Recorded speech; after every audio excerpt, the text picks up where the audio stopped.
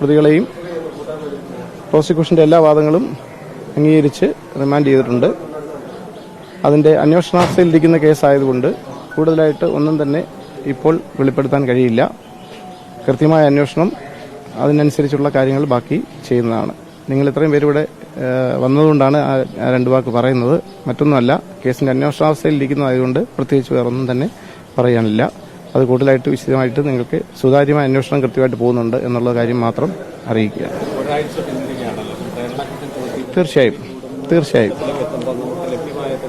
എല്ലാ തെളിവുകളും ഉണ്ട്. അതാണ് ഞാൻ പറഞ്ഞത്. അന്വേഷണത്തിന്റെ ഭാഗമായിട്ട് അതിനെക്കുറിച്ച് ഇപ്പോൾ വെളിപ്പെടുത്തേണ്ട കാര്യമില്ല.